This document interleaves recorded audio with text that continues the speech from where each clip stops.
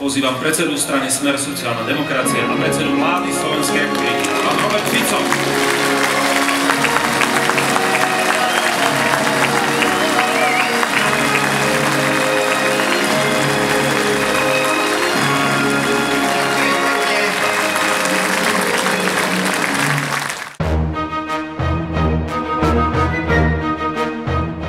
A tak zatiaľ veľa zlepšil. A napríklad vlaky zadarmo pre študentov a pre dôchodcov a teraz veľmi dobre napredujeme. No ja myslím, že dobre. Ale je to dobre, dobre je to. Tam není lepších. No super, to je to môj obľúbený, úprimný človek. Super. Super, super.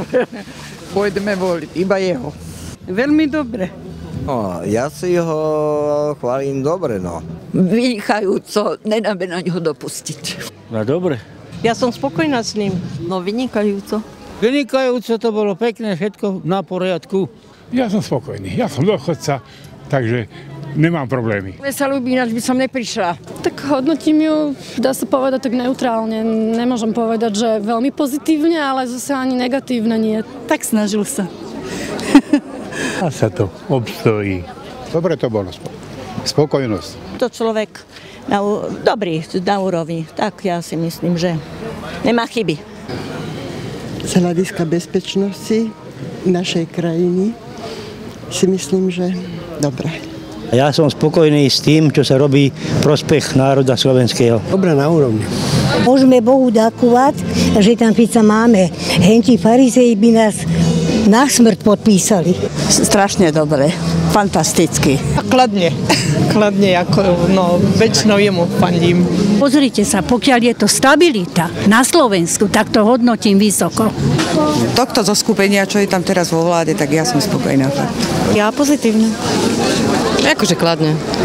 Niečo, možno, že sa mi niečo aj nepáčilo, ale väčšinou sa mi páči.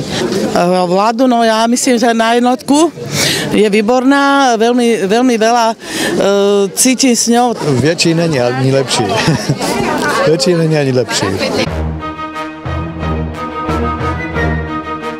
Neviem, vlaky zadarmo? Dôchodcovia, že môžeme cestovať zadarmo. Dotklo sa môže, že je poriadok tejto republike. Takže ja som spokojný.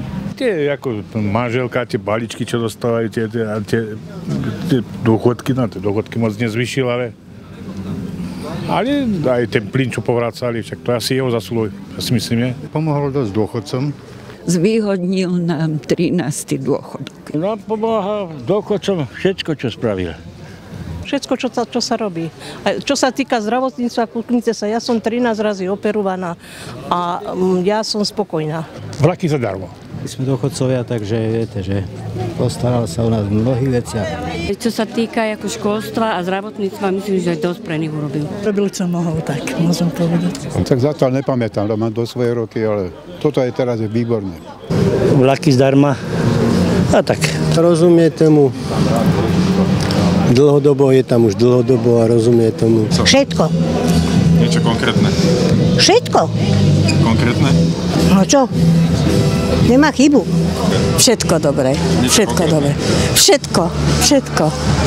On je perfektný človek, múdry, perfektný človek. Ja ako dôchodca môžem na vlaku chodiť zadarmo, hoci niekto to musí zaplatiť. Tie vlaky sú lacnejšie. No hlavne to, že je tu kľud. Ja som na to pyšná, ja som pyšná na Slovensko. Väčšinou pre starších ľudí robí, pravda, že spokojní sme. Ja si myslím, že to, čo robia, je všetko pozitívne. Snaží sa chlapec.